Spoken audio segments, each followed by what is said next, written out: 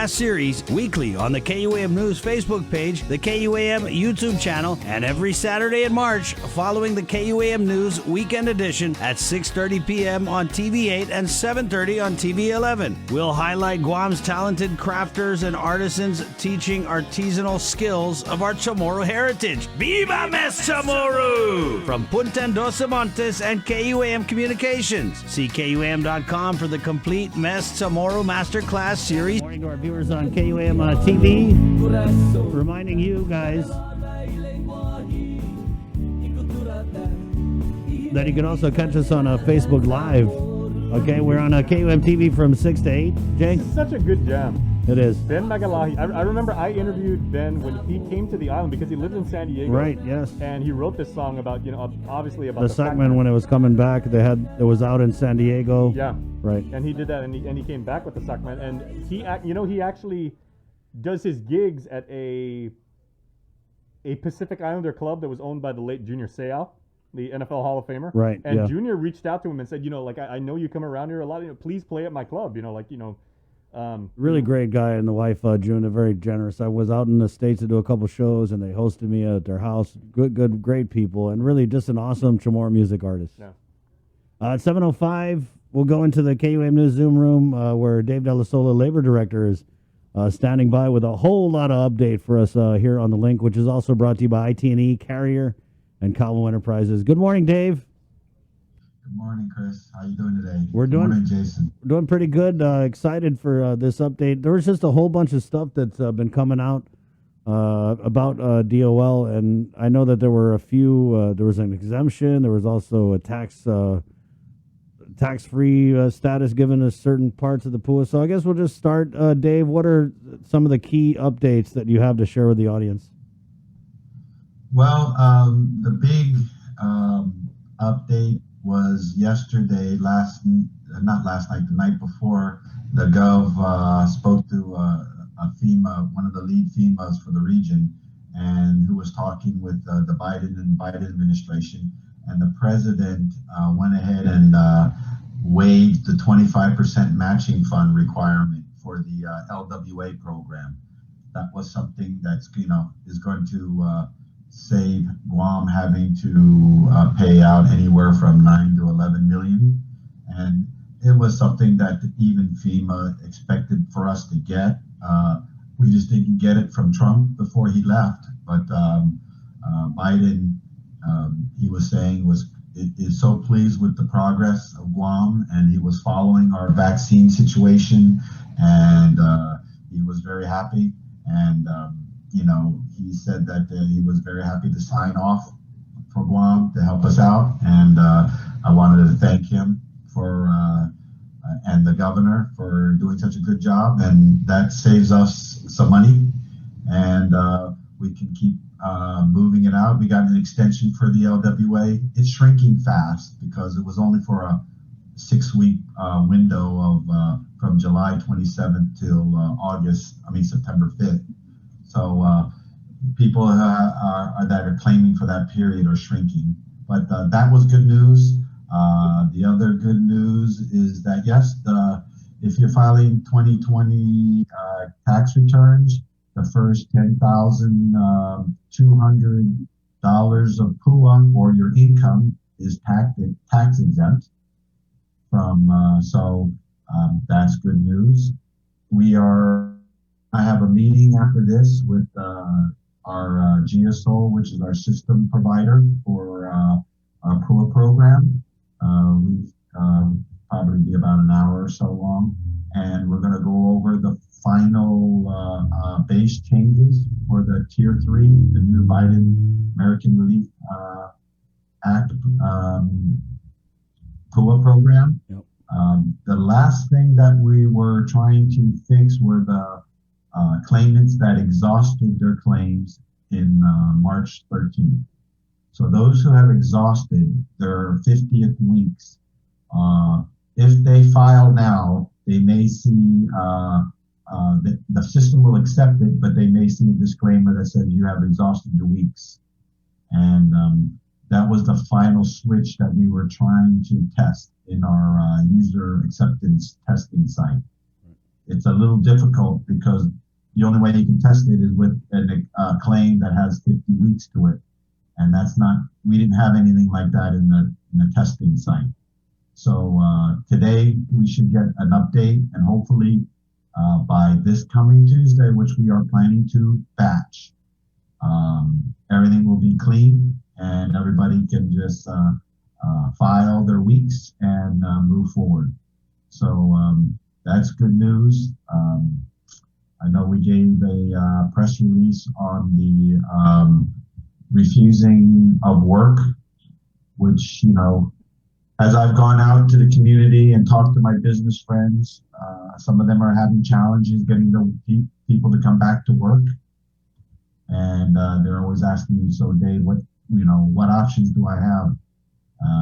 And of course, we have that email site, refusal of work at dol.guam.gov. If you go to our website, there's an information site there that tells you everything you need to know. But I encourage you to print that press release or that site and give it to your employees so that they know that refusing to work is they have to go to work, and if they refuse to work, then they could be turned off. We can disqualify them from PUA. We need to start going back to work. We need to start rebuilding our island and our business community. PUA is only going to go till September, and then that's going to come faster than you think. So now's the time to go out, get those jobs, get those training, get find that new career, or find go back to that work, because don't wait till September when the floodgates open and everybody's going to try to panic and look for work, and there's not going to be money. And I can't stress it enough that now's the time to start planning your recovery and your new steps for work. Dave, do you have any firm numbers? Because I know it's kind of anecdotal. I was talking to a friend of mine who has a store, and he was saying kind of the same thing, that they couldn't find anybody to work the register because no one wants to work because they're on the PUA. And then so for you guys to put out a release on this, it kind of tells me that it's pretty serious. So do you have any numbers, or maybe if you could go into more detail about what you are hearing? It's hard to get numbers because a lot of we have two sections. We have the people who are not working that are asking to come back to work, and then you have the people that are working reduced hours. And that was something that came up to me last week when I was talking to a few businessmen, that they like to call in sick once a week so that they can be on reduced hours and file for PUA. And that is a form of fraud, and also something that employers can report. And I'm here to give the money out and to pay everybody, to help everybody, help our island. And I'm also here to help our business community to recover. And we can't recover, we can't get business as usual and get the island up and growing again unless people, it's tough. I mean, they've been on the couch for a while, and they've been getting this money. I mean, this money has gotten probably close to $30,000. We're coming up to our anniversary when the CARES Act was signed at the end of this month. And, $30,000 for just filing every week is something that, of course, you are going to get a part of that segment that's going to have a hard time wanting to go back to work and stop that, slow it down or reduce it. And you got a taste of it in December when they cut the program off, and and they couldn't agree on trying to extend it or not, and people got cut off. And then, I got flooded with calls. I need a job. I need this. I need, and I'm saying, I've been warning people all the time, and I'll continue to warn them. This program will stop eventually, and I'm doing the best that I can to follow the governor's orders to get this money out and to help everybody. And this is to help everybody. This is to help you pay your food. This is to help you pay your rent, your power bills. And you know, $30,000 plus is a lot of money, not including stimulus. So I know times are tough, but you know, roll up your sleeves and let's start to get this island back to where it was. You know, our latest unemployment numbers came out. 19.1% unemployment as of December. That is mind-boggling. And it, you know, it just shows you that, you know, our tourism-based economy was severely affected. And we need to, you know, we can't just ride this the way we are now. So, you know, I'll just keep paying the people the money, and I'll keep preaching to them that they need to start to get back to work. And Chris, as you know, when September comes, you're going to hear them start to complaining about there's no jobs, you know, and I'll probably go from a hero to most hated because, you know, they want a job from me. And, you know, they walk in and say, I need a job. And, you know, it's just, Hire Guam is a great site. And I'm encouraging employers to post your jobs there. And you know, it's only as good as the users. So if the employers post a lot of jobs, the employees will come in and look for their jobs. Dave, so I'm encouraging them to do that. 19.1% unemployment. Is that the highest ever? I want to say that's got to be the highest ever. I think so. I mean, you know, in the history of, unfortunately, I got a lot of years in there. I can't imagine any stronger unemployment. You know, we even had those little scares between the SARS and the stuff, and that kind of, and Iraq and 9/11 that shook our tourism industry, but it was never like this. And you know, the one thing about Guam, as you know, with the pandemic, we can bounce back very fast. We have that capability. And once we get, you know, our vaccine the way we are doing and the tourism starts to open up, our numbers will shift very quickly. And let me ask you that, Dave. So we're looking at round 3 of the PUA from the American Rescue Plan.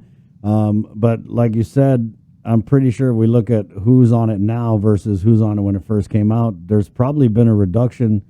Has there been a reduction in the funding for the program with the American Rescue Plan and this third? No. No? No, there's no talk of funding. All it talks about is our PUA program continues. We'll probably within the next month or within this month, we're starting to put the reports together because we'll probably need one more additional funding request from DOL for the carry us through September. So funding isn't an issue.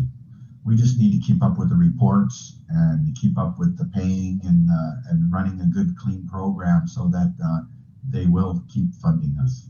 What about the job search requirement? I remember last time that we had you on, you had said that lifting that moratorium on people having to go look for a job while they're on the PUA may be happening soon. Have you had any further conversation with the governor's office on that? Not really, because we're just so inundated with getting the Tier 3 up, the new Biden program up and running, that once that's up and running and going well, and I can at least, you know, check that one off the list, we can circle back around and I can start talking to the business community to see if they're ready to get employees and everybody start job searching. And, you know, we need to have the jobs available. So, yeah, it's something that's on my radar. And like I said, once I get the new Biden PUA program up and running well, hopefully we'll get all the kinks worked out by, and up and running this week. And then next week, everything will be, we'll iron out all the stuff behind closed doors to get it going well. And what about the next batch of payments? When's that going out? That's coming out this coming Tuesday. Okay. So that's why I was telling everybody that as kind of exhausted, you can file all the way up to Monday and still make that Tuesday batch. So probably by tomorrow I'll let everybody know where we're at with our system, and if it's up and running 100%. Like I said, new claims that haven't been exhausted, there's no problems. You can still file. It's just those claimants that have exhausted their 50 weeks. And that's a lot more programming challenges to get that lifted and extended. I wanted to also touch base. I know there was a release that came out of the AG's office. Another guy busted for allegedly fraudulently obtaining PUA. I know that we've asked you this, I mean, every time you come on pretty much about fraud, and you did say that you had forwarded things over to the AG's office, and that also there was federal eyes on this program and the process. So how many more of these can we anticipate? There's not a lot, but you got to remember, we got close to 30,000 claimants, and as it stands now, we've stopped 105,000 fraud hits. So it's ridiculous. And and in the efforts to get this money out as quickly as possible, and you're always going to have a handful of people that are going to get creative, and those who are the most creative, we will we catch it, and then we will forward it to the authorities and have them decide if it warrants their actions or not. I just hope that this is at least a deterrent, right? Because as people start to get comfortable getting money, they start to get comfortable applying and getting creative. And I hate this part of the job, going after these kind of people are just getting desperate, and they're doing stupid things. Yeah. And we've all done stupid things. So I'm just hoping that once they see, usually when they see one or two go out, then that'll stop them and rethink their intentions. And that's really what we're trying to do, is deterrence. I know you said that you catch a lot of these things, but do you ever get people who come forward and say, hey, man, I kind of screwed up back there applying for this thing, and I got some stuff, but can I undo it?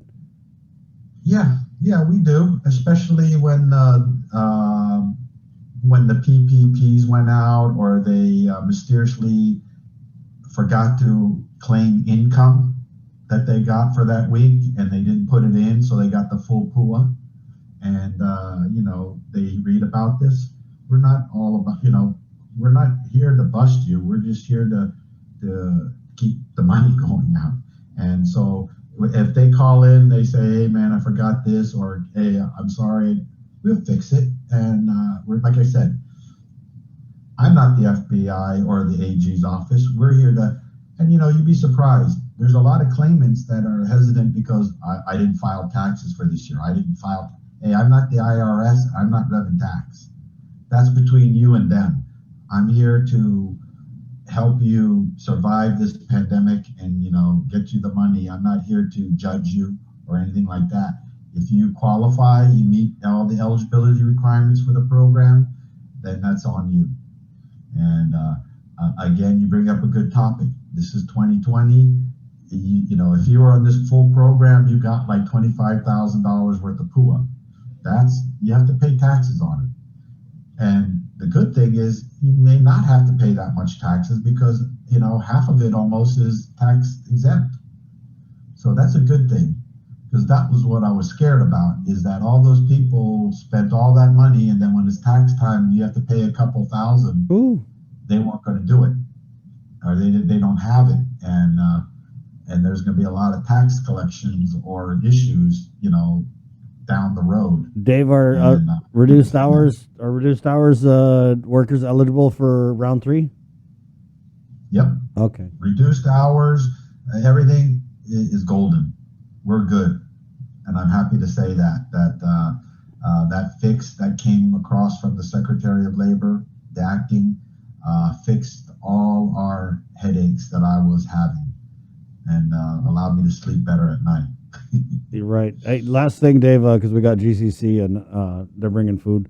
But we had the chief procurement officer on, Claudia Foggia. It was like a few days ago, and Senator Ada and people were talking about this boat-shaped conference table, and she had. I mean, I don't know if she threw you under the bus, but she was like, "Oh, that was for Department of Labor," because I know you guys had the. No. It was when they say boat shape, it is a large conference table that is an elongated oval, so that can sit 25 plus people. Right. And we use that for our conferences. And we wanted to get something that will also have an afterlife. So as we do training at our AJC, this table will allow, instead of, I mean, it looks kind of lousy putting all these plastic tables together and making people sit down and train. So it's a nice wooden table, and I will say, but when you say boat shape, it kind of makes it look like I have a cruise liner, and no, it's just a shape of a long oval table, but it's a large table, and it will accommodate a lot of our needs for training and for doing conferences in our conference room at the American Job Center. Right. So I guess you're just saying that to stand up this PUA and this FPUG program, obviously you needed to hire on additional staff to handle it, and that meant that you had to give them a place to sit and a place to perform their duties while also, I guess, adhering to social distancing and whatnot? Yeah, and also remember that all that equipment that we get also comes back to us to be used in our department.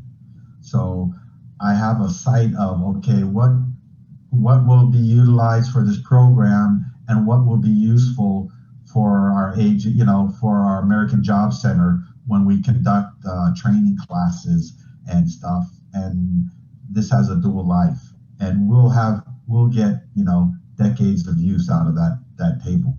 So it was a perfect opportunity to get something that we would normally never be able to afford. Right on. Dave, thank you so much for your time. I appreciate the update. Thank you, Chris. It's always a pleasure. Always. Good luck, my friend, and keep us posted.